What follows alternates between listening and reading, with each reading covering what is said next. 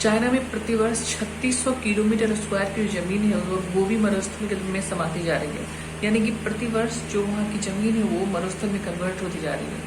और वहाँ की 2000 स्क्वायर किलोमीटर जो जमीन थी वो पर उसकी जो ऊपर की जो मिट्टी थी वो दिन प्रतिदिन जब तूफान आता था तो ऊपर की जो उपजाऊ मिट्टी थी वो बह जाती थी।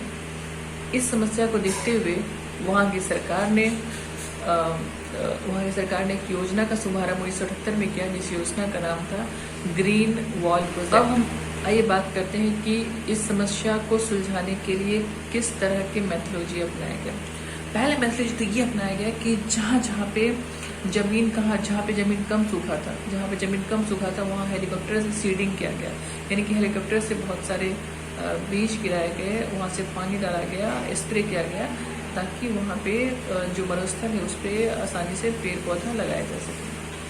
जहाँ पे ज़मीन बहुत ज़्यादा सूखा था वहाँ पे किसानों को इंसेंटिव दिए गए, किसानों को मदद दी गई, ताकि वो लोग भी जो ज़्यादा सूखी ज़मीन है वहाँ पे उस किसानों के सहयोग से पेड़ पौधा को विकसित किया जा सके।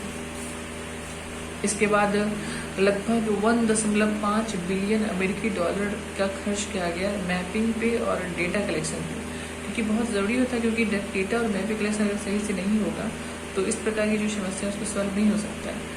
इसलिए इन दोनों समस्याओं को सॉल्व करने के लिए मैपिंग और डेटा कलेक्शन के लिए बहुत सारे पैसे खर्च किए गए। इसके बाद जो किनारों पे सैंड ऐसे पौधे लगाए गए जहाँ पे, ताकि जो वो सैंड के मूवमेंट को बंद करे। जहाँ पे किनारे इस तरह से लगाए गए ताकि उस सैंड के मूवमेंट को रोके, जिसको बोलते हैं सैंड टॉलरेंट पेड़ पौधे लगाए गए। और इसके बाद एक और लेयर ग्रेवल का बनाया गया ताकि उस सैंड को होल्ड करके रख सके।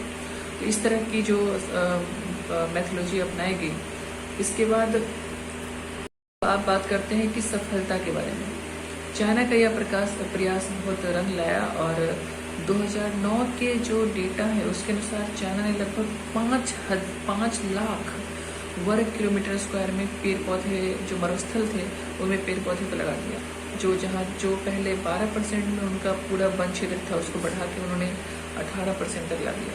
ये काफ़ी बड़ी सफलता मानी जा सकती है चाइना का, और ये दुनिया का लगभग सबसे बड़ा पूरे विश्व का सबसे बड़ा फॉरेस्ट चाइना के द्वारा लगाया गया। मरुस्थल में लगे पेड़ पौधे की जड़ें अगर गहरी चली जाएं तो जो मरुस्थल में जो पहले से लेयर है वो और नीचे जा सकती है, जिसके कारण जो ग्राउंड वाटर की जो डिप्लेशन की समस्या और बढ़ सकती है।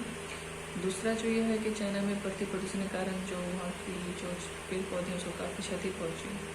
और तीसरी जो है कि तेजी से बढ़ने वाले जो फॉरेस्ट लगाए गए हैं इस मरुस्थल में, उसके कारण बायोडाइवर्सिटी का खतरा उत्पन्न हुई, क्योंकि यहाँ पे सेम तरह के जो जानवर हैं और पक्षियाँ हैं वो इसमें नहीं रह सकते हैं इस तरह के फॉरेस्ट में। तो इससे बायोडाइवर्सिटी की समस्या उत्पन्न हुआ है। लेकिन ओवरऑल बात करेंगे तो लेकिन जहाँ पे चाइना में लगभग 5,30,000